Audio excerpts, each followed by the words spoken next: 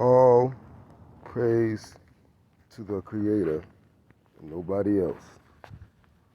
All praise the high, the most high.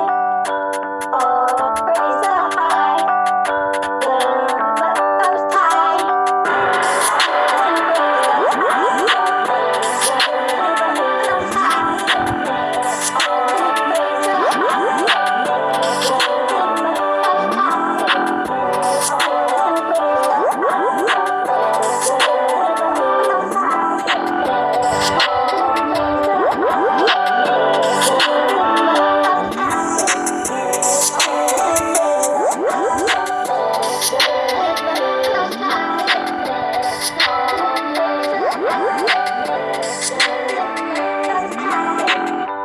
All praise the high, the most high.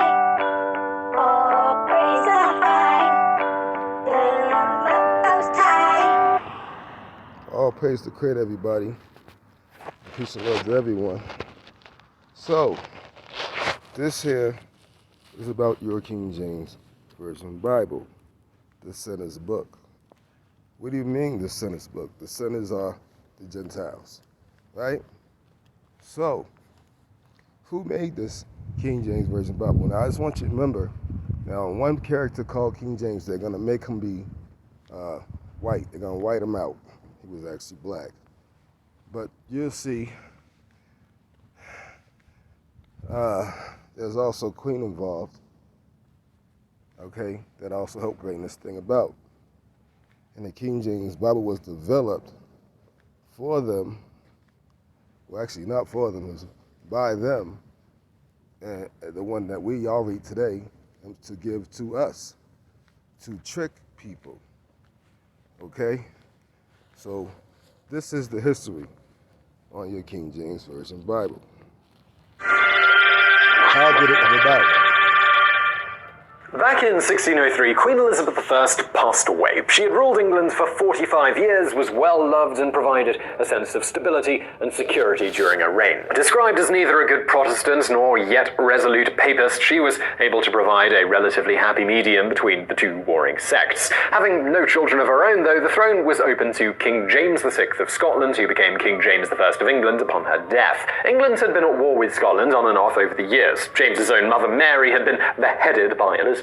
Still, many people saw the rise of a new king as being the opportunity for religious reform that they had been waiting for. On his journey south to his English coronation, King James, he was stopped by a delegation of Puritans who presented him with a list of grievances and their proposed reforms. It was signed by over 1,000 clergymen, which was 10% of England's clergy at the time, and was subsequently called the Millenary Petition. Once you caught that, the Bible was about making sure they were going to put their grievances in there and their public, you heard that, their public reforms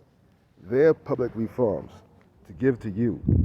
They addressed things such as banning the use of wedding rings and wearing a cross, but didn't mention anything about a new Bible translation. The new King James called for a meeting at Hampton Court Palace to address the concerns in the Millenary Petition, which took place in early 1604. The Puritans weren't allowed to attend the first day of the conference, and James largely disregarded most of their requests. In fact, James was happy with the setup of the English church, having been extremely frustrated with the Scottish Presbyterian model. Eventually, Dr. John Reynolds, the lead Puritan voice at the conference, brought up the idea of a Bible translation because those which were allowed in the reign of King Henry VIII and King Edward VI were corrupt and not answerable to the truth of the original.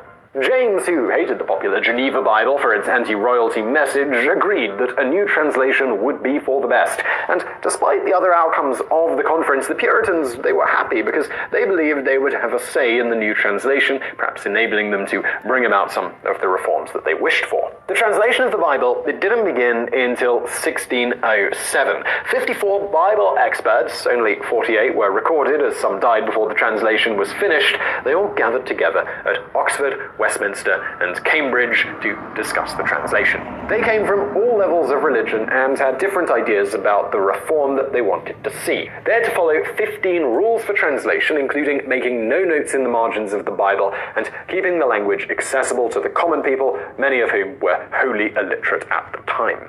The translators were broken into subcommittees, each translator independently translating the same section of the Bible, which he then brought back to the subcommittee. All of the translations were compared, and one was selected to be sent to the General Revising Committee. The Revising Committee then listened to the translation rather than read it. Because much of their audience was illiterate, they wanted the Bible to sound right more than they wanted it to look right.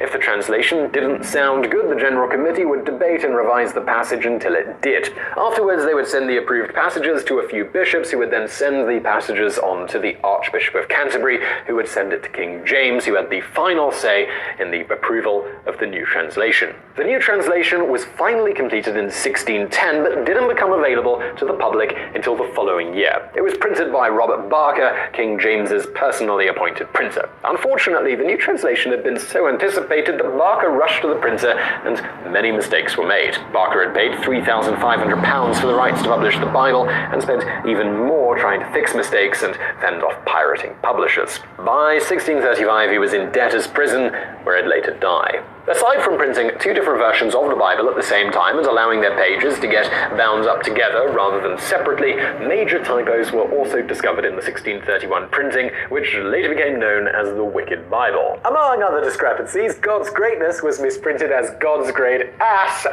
You hear that?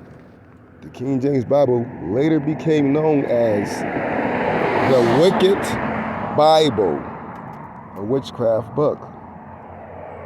Not saying everything's wrong in that book, but there are a lot of stuff that was done on purpose. They remixed your book. Hence the word not was left out of the commandment, thou shalt not commit adultery. Because of this, it isn't exactly a mystery as to why the King James Version was not very popular from the very beginning. Over time, the King James Bible underwent a number of revisions from the original translation. Typos were corrected, new chapter summaries were included, and marginal references were added and verified for accuracy. The revisions opened the door to increasing the King James Version's popularity, and the rest, as they say, is history. So I really hope you enjoyed that video. If you did, please do. You hear that? And the rest is history. So I hope after you've seen this video, you understand that you cannot trust that King James Version book only because of what you just heard. And too much evidence proving that there's too many things wrong in that book. You cannot get a clear picture unless you were just about a damn scholar. The only way that happens, because they can't teach you it. Man can't teach you it. That's why if people ask to be taught, people don't really bother to teach them. They rather teach online. The Creator got to teach you this. The Creator got to show you this. The Creator got to guide you to all that. But you must always take the first step. And the first step is research everything you read. Research. If you don't, then you will be fooled. It's plain and simple, ladies and gentlemen. It's not rocket science. Peace and love. And that's why I tell y'all older bucks.